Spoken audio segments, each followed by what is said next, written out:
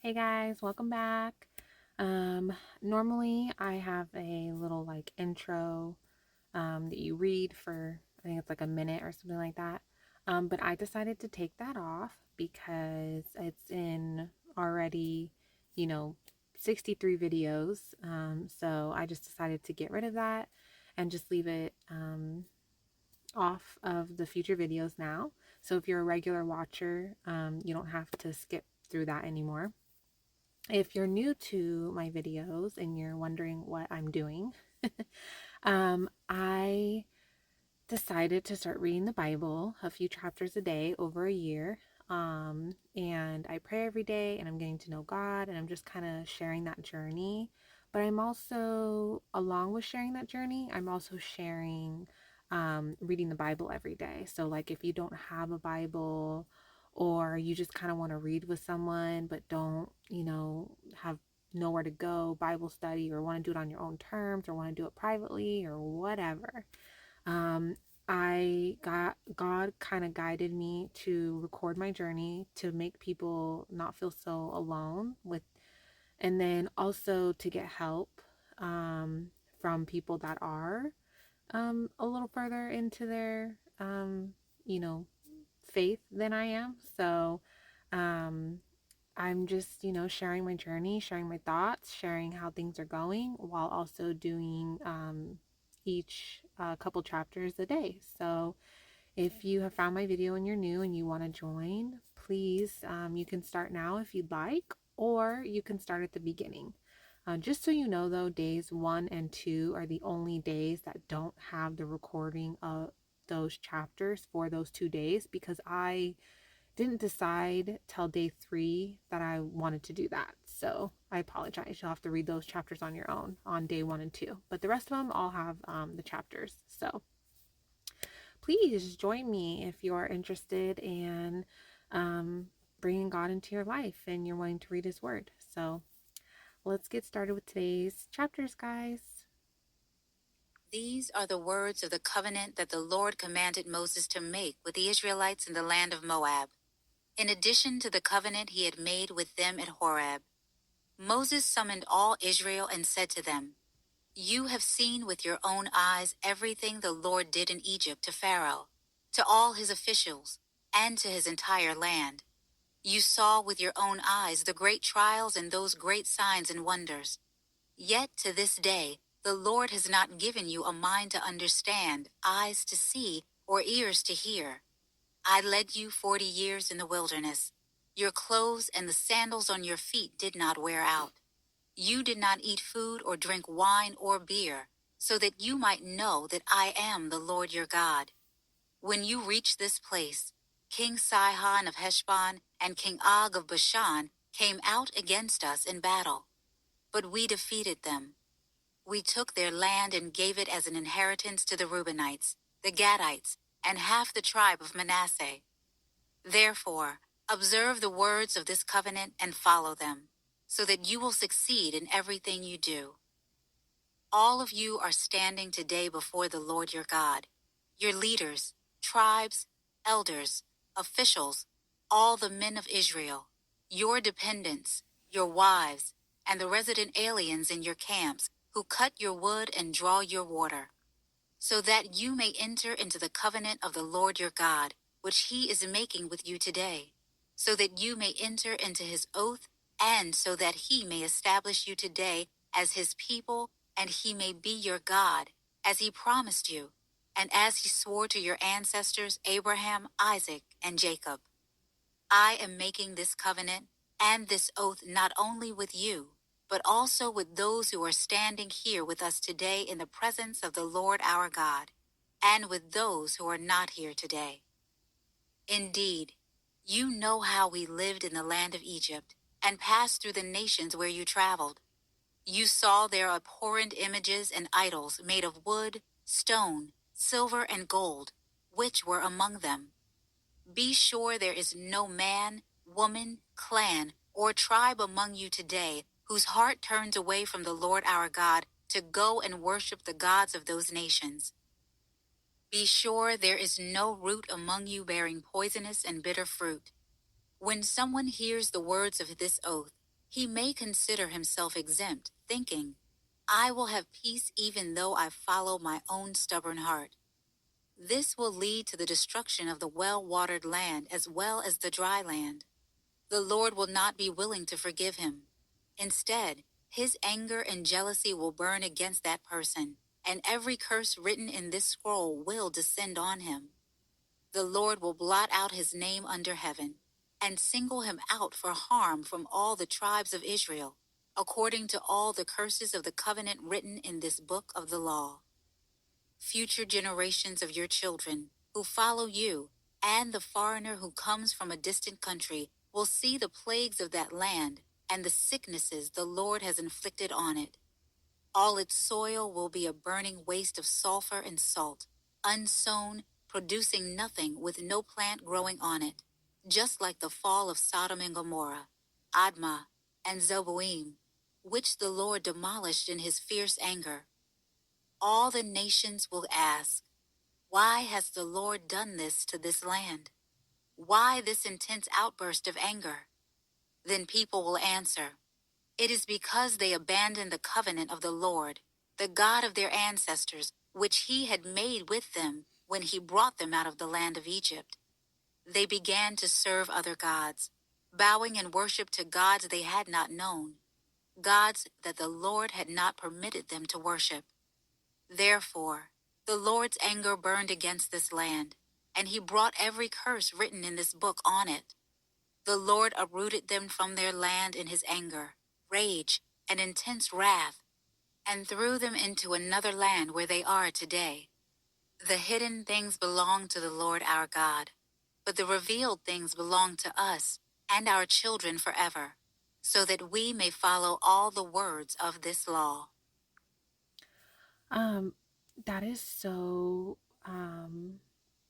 just such a good verse because if you've been following along, you know that especially in the beginning when I first started praying, getting to know God and reading the Bible, I wanted to know everything.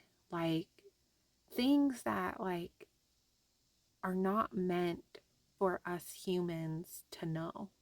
They're just not. You know, I wanted to know like why did God create us? Like you know, the dinosaurs, the timelines, the like just like deep questions and things that like honestly if I had the answers to, it wouldn't make a difference in my life. Like, you know, um I just, you know, I wanted to know all these things that like all these details and things that I that are not meant for us humans to know, because if they were meant for us to know, God would reveal those things to us just like it says right here. Like God lets us know the things that we need to know. Everything else that we're not meant to know, just let it go. And that was a really hard thing for me to accept and to actually do. It was hard to accept that I don't need to know everything. And then, second, it was hard for me to actually just let it go. And so, anytime that I have a rule of thumb, anytime I start to question something or start to like think about things and I start to get really anxious and my brain feels like it's going to like overload and melt because I'm like why this, why that, why this, blah blah blah, like questioning all these things. I start to be like, okay, well, maybe I'm having this reaction, I'm feeling this way because that's like God's way of saying you don't need to know these things. And so I just I'm like, oh, okay, like let me stop going down this rabbit hole in my brain and just let it go. It doesn't affect my life if I have these answers or not. So just let it go. You know, I have food in the fridge, on the table, I have a roof over my head, I have a beautiful family. My daughter just turned 1 yesterday. She's amazing. I have clothes, I have a warm bed. Like I have everything I need. I don't need to know these questions, the answers to these questions that aren't meant for me to know. So I really like this verse because it's just like it's definitely just kind of like reiterating what I've a lesson I've been learning this whole time. So I don't know. It's good. When all these things happen to you, the blessings and curses I have set before you, and you come to your senses while you are in all the nations where the Lord your God has driven you, and you and your children return to the Lord your God, and obey him with all your heart and all your soul, by doing everything I am commanding you today, then he will restore your fortunes, have compassion on you, and gather you again from all the peoples where the Lord your God has scattered you. Even if your exiles are at the farthest horizon, he will gather you and bring you back from there. The Lord your God will bring you into the land your ancestors possessed, and you will take possession of it. He will cause you to prosper and multiply you more than he did your ancestors. The Lord your God will circumcise your heart and the hearts of your descendants, and you will love him with all your heart and all your soul, so that you will live. The Lord your God will put all these curses on your enemies who hate and persecute you. Then you will again obey him and follow all his commands I am commanding you today. The Lord your God will make you prosper abundantly in all the work of your hands, your offspring, the offspring of your livestock, and the produce of your land. Indeed, the Lord will again delight in your prosperity, as he delighted in that of your ancestors, when you obey the Lord your God by keeping his commands and statutes that are written in this book of the law, and return to him with all your heart and all your soul. This command that I give you today is certainly not too difficult or beyond your reach. It is not in heaven, so that you have to ask, who will go up to heaven, get it for us, and proclaim it to us so that we may follow it? And it is not across the sea, so that you have to ask, who will cross the sea, get it for us, and proclaim it to us so that we may follow it? But the message is very near you, in your mouth and in your heart, so that you may follow it. See, today I have set before you life and prosperity, death and adversity. For I am commanding you today to love the Lord your God, to walk in his ways, and to keep his commands, statutes, and ordinances, so that you may live and multiply, and the Lord your God may bless you in the land you are entering to possess. But if your heart turns away, and you do not listen, and you are led astray to bow and worship to other gods and serve them, I tell you today that you will certainly perish, and will not prolong your days in the land you are entering to possess across the Jordan. I call heaven and earth as witnesses against you today, that I have set before you life and death, blessing and curse. Choose life, so that you and your descendants may live. Love the Lord your God, obey him, and remain faithful to him. For he is your life, and he will prolong your days as you live in the land the Lord swore to give to your ancestors, Abraham, Isaac, and Jacob. Then Moses continued to speak these words to all Israel, saying, I am now 120 years old. I can no longer act as your leader. The Lord has told me, you will not cross the Jordan. The Lord your God is the one who will cross ahead of you. He will destroy these nations before you, and you will drive them out. Joshua is the one who will cross ahead of you, as the Lord has said. The Lord will deal with them as he did Sihon and Og, the kings of the Amorites, and their land when he destroyed them. The Lord will deliver them over to you, and you must do to them exactly as I have commanded you. Be strong and courageous. Don't be terrified or afraid of them. For the Lord your God is the one who will go with you. He will not leave you or abandon you. Moses then summoned Joshua and said to him in the sight of all Israel, Be strong and courageous, for you will go with this people into the land the Lord swore to give to their ancestors. You will enable them to take possession of it. The Lord is the one who will go before you. He will be with you. He will not leave you or abandon you. Do not be afraid or discouraged. Moses wrote down this law and gave it to the priests, the sons of Levi, who carried the ark of the Lord's covenant, and to all the elders of Israel. Moses commanded them, At the end of every 7 years, at the appointed time in the year of debt cancellation, during the festival of shelters, when all Israel assembles in the presence of the Lord your God at the place he chooses, you are to read this law aloud before all Israel. Gather the people, men, women, dependents, and the resident aliens within your city gates, so that they may listen and learn to fear the Lord your God, and be careful to follow all the words of this law. Then their children who do not know the law will listen and learn to fear the Lord your God, as long as you live in the land you are crossing the Jordan to possess. The Lord said to Moses, "The time of your death is now approaching. Call Joshua and present yourselves at the tent of meeting, so that I may commission him." When Moses and Joshua went and presented themselves at the tent of meeting, the Lord appeared at the tent in a pillar of cloud, and the cloud stood at the entrance to the tent. The Lord said to Moses, "You are about to rest with your ancestors, and these people will soon prostitute themselves with the foreign gods of the land they are entering. They will abandon me and break the covenant I have made with them. My anger will burn against them on that day. I will abandon them and hide my face from them so that they will become easy prey. Many troubles and afflictions will come to them. On that day, they will say, 'Haven't these troubles come to us because our Lord is no longer with us?' I will certainly hide my face on that day because of all the evil they have done by turning to other gods. Therefore, write down this song for yourselves and teach it to the Israelites. Have them sing it, so that this song may be a witness for me against the Israelites. When I bring them into the land I swore to give their ancestors, a land flowing with milk and honey, they will eat their fill and prosper. They will turn to other gods and worship them, despising me and breaking my covenant.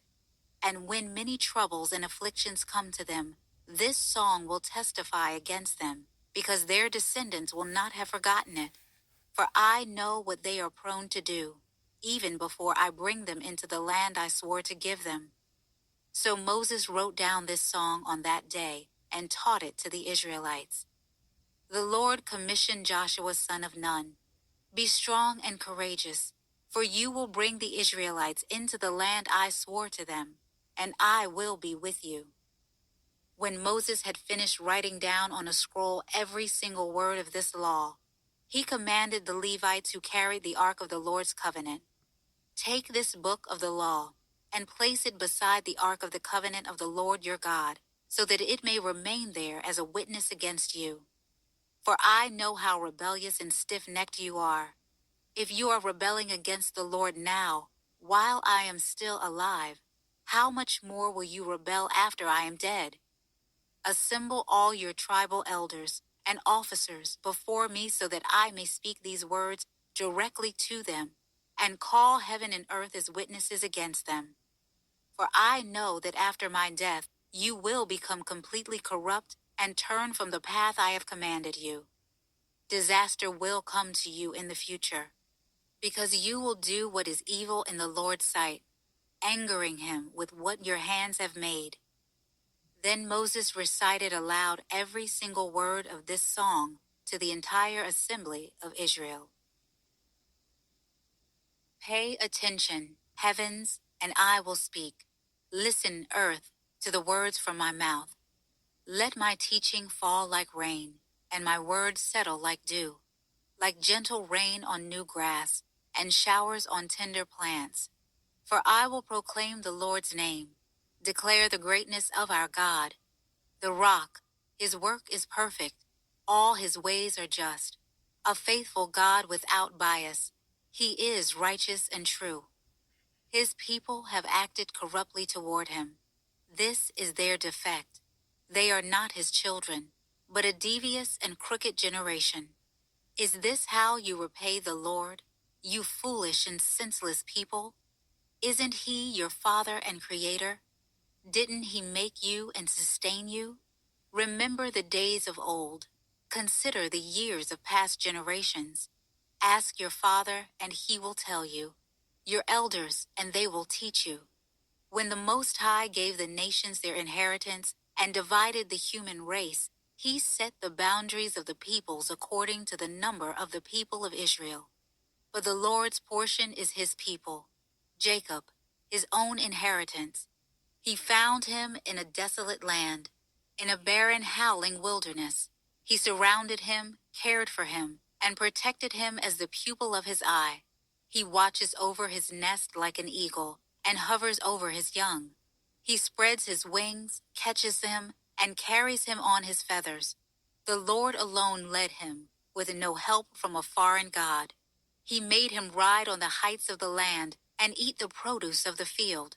He nourished him with honey from the rock, and oil from flinty rock, curds from the herd and milk from the flock, with the fat of lambs, rams from Bashan, and goats, with the choicest grains of wheat. You drank wine from the finest grapes.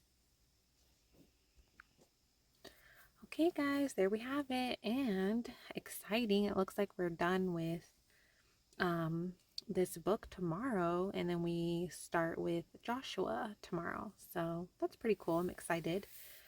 Um, okay, so again, like I said in the beginning, if there's anyone new and you want to read along with me, please, please, please do. Um, I can't tell you how much, you know, just in 3 months that God's already made so many changes in my life. And I don't mean like physical changes, like, I live with my family, my husband and daughter and our cats in my in-laws' house. Like God didn't just like take us and plop us in a new house, like or give us a bunch of money, like what I mean is he's transformed my life and made already changes like in my heart, in my soul, in my perspective. I'm more positive. I'm eating better. I'm less tired. I'm tired because my daughter wakes up a lot because she's one, but I'm not like depressed tired. I'm not depressed. I have bipolar disorder and my mood was going up and down like a quick roller coaster constantly. And now I've been pretty stable, neutral every day for the most part. My anxiety is significantly lower. I mean, I used to like have trouble just going to the grocery store, and I would get like anxiety sometimes so bad that I would like cry. And like I go to the store without any issues. I even went to Costco the other day without zero issues. I mean, I haven't, the last time I went to Costco, I had an anxiety attack, like heaving and crying. So you know, God's changed my perspective on things. I see things, the truth more on things, now. I see the enemy and the lies and the deceptions and the darkness more now. Like the veil's been lifted. I see things more clearly now. I see the blessings that I have in my day-to-day life that I wasn't seeing before. I have more love and compassion in my heart. Like I feel like God's just changed so much, just, you know, like in my life already. And even though like my exact situation is the same, um, I feel like it's like I see everything differently now. I feel differently. I'm approaching things differently. I'm problem solving instead of wanting to run away. I'm, less anxious. I'm not depressed. I'm actually happy. I'm doing stuff all the time. I actually have energy to do things that you do on a normal basis. Get up, get ready, do, clean up around the house, take care of the dogs, like things like that that I really struggled with before because I was just so like exhausted, like depressed, exhausted, anxious, stressed, overwhelmed. And now it's like I feel like I can handle everything a lot better now. I feel like God's just really like been guiding me and opening my eyes to a lot of things and helping me and guiding me to a better life, because he knows what is best for us. Like if you're having trouble with God and understanding him, honestly, what helps me a lot is if I'm like confused on like why did he do this or that or blah, blah, blah. It really helps to think of him as a father, because that's what he is. He's our father. He created us all. We're all his children, the people that follow him and stuff, but and believe in him and stuff and have faith. But, you know, now that I'm a mother, it really is helpful because I'm like, oh, that's something I would do with my daughter, or, like something like that, like as a parent. So I don't know, I find it really helpful. And if you're really struggling, just pray and ask him to help you and guide you and open your eyes, and he will. And that's also something that I pray a lot about and ask God, is to open my eyes to the everyday blessings in my life that I don't see, I miss, because it really helps make me feel happier, more grateful, I feel more blessed. I just feel better, more fulfilled, in my life, and happier when, like, literally nothing's changed, but it's like my eyes are opening for the first time to things that I missed every single day, And so, um, I don't know. I mean, it's pretty crazy. I'm only about 3 months in, so I'm really I can't even wait to see what happens when I actually finish the full Bible. Like, I'm just really excited to see where I'm at then. So, I don't know, guys. I'm just saying, if you found my videos and you feel like there's some part of you deep down that wants to get to know God and read His Word, join me. And trust me, you'll start to see changes happening. So, okay, guys. Well, I will talk to you guys tomorrow. Good night.